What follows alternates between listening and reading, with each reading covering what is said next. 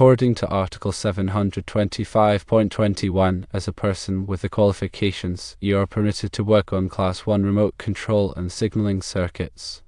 This is because Class 1 circuits encompass both power-limited and remote control and signaling circuits, and your qualifications extend to all Class 1 circuits. It is important to note that a remote control and signaling circuit cannot be powered by a power-limited circuit. The distinction lies in their voltage and power limitations. Power-limited circuits are restricted to a maximum of 30 volts and 1000 volt amps, whereas remote control and signaling circuits can operate at up to 600 volts. Regarding standard outlets and lights, they generally fall under the category of Class 2 or Class 3 circuits. Class 2 circuits have limitations of 60 volts and 5 amps, while Class 3 circuits are even more restricted, with a maximum of 15 volts and 1 amp. For a more detailed understanding of Class 1 circuits, it's crucial to delve into the National Electrical Code, specifically Article 725, which covers remote control, signaling, and power-limited circuits. Class 1 circuits, as defined in the code, are those that operate at 120 volts or less and are not power-limited. These circuits are commonly used for remote control and signaling applications, such as controlling motors, lighting, and other equipment from a distance. The NEC provides specific requirements for the wiring, overcurrent protection, and other aspects of Class 1 circuits to ensure safety and proper operation. Class 1 power-limited circuits are subject to additional restrictions on voltage and current to limit the potential for fire or electric shock. These circuits are often used in applications where safety is a primary concern, such as in security systems and fire alarms. The NEC specifies the power sources that can be used for Class 1 power-limited circuits and the overcurrent protection requirements. Class 2 and Class 3 circuits are defined as circuits that operate at 30 volts or less and are power-limited. These circuits are commonly used for low-voltage applications such as doorbells, thermostats, and landscape lighting. The NEC provides specific requirements for the wiring, overcurrent protection, and other aspects of Class 2 and Class 3 circuits to ensure safety and prevent overheating. It's also important to understand the different types of Class 1 circuits and their applications. Class 1 remote control circuits are used to control equipment from a remote location. These circuits typically use low-voltage wiring to transmit signals between the control device and the equipment being controlled. Class 1 signaling circuits are used to transmit signals for alarm systems, communication systems, and other signaling applications. These circuits typically use shielded wiring to prevent interference from other electrical circuits. Class 1 power-limited circuits are used in applications where safety is a primary concern. These circuits are designed to limit the amount of power that can be delivered to the circuit in the event of a fault, reducing the risk of fire or electric shock. When working with any type of electrical circuit, it's crucial to follow all applicable safety codes and regulations. This includes wearing appropriate personal protective equipment, such as safety glasses and gloves, and using insulated tools. It's also important to energize the circuit before working on it to prevent electric shock. If you are not comfortable working with electrical circuits, it's best to hire a qualified electrician to do the work. A qualified electrician has the training and experience to safely and properly install and repair electrical circuits. The NEC is a comprehensive set of standards that covers all aspects of electrical installations. It's updated every 3 years to reflect the latest technological advancements and safety practices.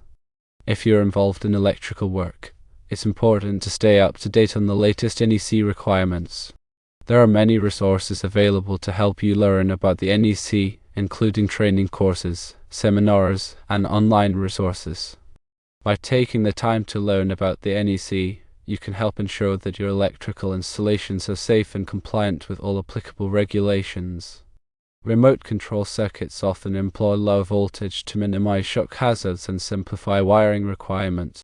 Signaling circuits are designed to transmit data or control signals over a distance, using various protocols and modulation techniques to ensure reliable communication. Power-limited circuits are specifically engineered to restrict the available power, limiting the risk of fire or electrical hazards in the event of a short circuit or other fault. In addition to the voltage and current limitations, the NEC also specifies the types of wiring methods that are permitted for each class of circuit. For example, Class 1 circuits typically require the use of conduit or other approved raceways to protect the wiring from physical damage. Class 2 and Class 3 circuits may be installed using less restrictive wiring methods, such as cable or flexible cords. The NEC also addresses the issue of overcurrent protection for electrical circuits. Overcurrent protection devices, such as circuit breakers and fuses, are designed to protect the wiring from overheating and potentially causing a fire. The NEC specifies the size and type of overcurrent protection device that is required for each class of circuit. Furthermore, the NEC provides guidelines for the proper grounding and bonding of electrical systems. Grounding and bonding are essential for preventing electric shock and ensuring the safe operation of electrical equipment. The NEC specifies the methods for grounding and bonding different types of electrical equipment and systems. Understanding the different classes of electrical circuits and the associated requirements in the NEC is crucial for ensuring the safety and reliability of electrical installations. By following the NEC guidelines, electricians and other qualified professionals can minimize the risk of electrical hazards and protect people and property from harm. In the context of remote control circuits, consider the example of controlling a motor from a remote location.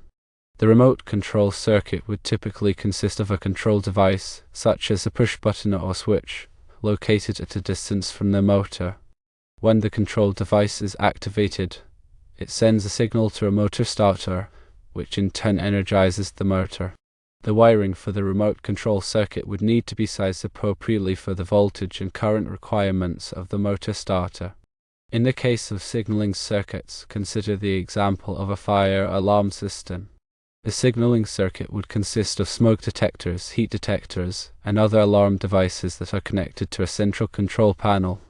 When one of the alarm devices is activated, it sends a signal to the control panel, which then activates the alarm and notifies the fire department. The wiring for the signaling circuit would need to be shielded to prevent interference from other electrical circuits. For power-limited circuits, consider the example of a security system. The security system would consist of sensors, such as door and window contacts, that are connected to a control panel. When one of the sensors is triggered, it sends a signal to the control panel, which then activates the alarm and notifies the security company. The power-limited circuit would be designed to limit the amount of power that can be delivered to the circuit in the event of a fault, reducing the risk of fire or electric shock.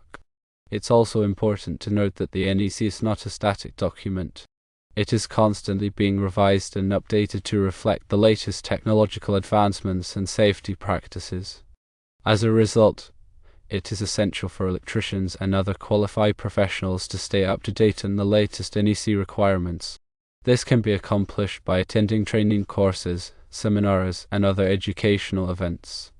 Additionally, there are numerous online resources available that provide information on the NEC. By staying informed about the NEC, electricians and other qualified professionals can ensure that their electrical installations are safe and compliant with all applicable regulations. In addition to the specific requirements for each class of circuit, the NEC also includes general requirements that apply to all electrical installations. These general requirements cover topics such as wiring methods, overcurrent protection, grounding and bonding, and electrical equipment. By adhering to these general requirements, electricians and other qualified professionals can ensure that their electrical installations are safe and reliable. It is very important to remember that electrical work can be dangerous. If you are not comfortable working with electricity, it is best to hire a qualified electrician to do the work. A qualified electrician has the training and experience to safely and properly install and repair electrical circuits. Attempting to perform electrical work without the proper training and experience can result in serious injury or even death. Moreover, it's important to use the correct tools and equipment when working with electricity. Using the wrong tools or equipment can damage the electrical system and increase the risk of electrical shock. Always use insulated tools and wear appropriate personal protective equipment, such as safety glasses and gloves. By following these safety precautions, you can minimize the risk of electrical hazards and protect yourself from harm. Also remember that the requirements for electrical installations can vary depending on the location. Local codes and regulations may impose additional requirements that are not included in the NEC. It is important to check with the local authorities to determine the specific requirements for your area. Ignoring local codes and regulations can result in fines and other penalties. It is also important to note that the NEC is not intended to be a substitute for engineering judgment. The NEC provides minimum requirements for electrical installations, but it is up to the engineer or designer to determine the best way to meet those requirements. The engineer or designer must consider the specific application and the potential hazards involved when designing an electrical system. By using sound engineering judgment, the engineer or designer can ensure that the electrical system is safe and reliable. In summary, understanding the different classes of electrical circuits and the associated requirements in the NEC is essential for ensuring the safety and reliability of electrical installations. By following the NEC guidelines, electricians and other qualified professionals can minimize the risk of electrical hazards and protect people and property from harm.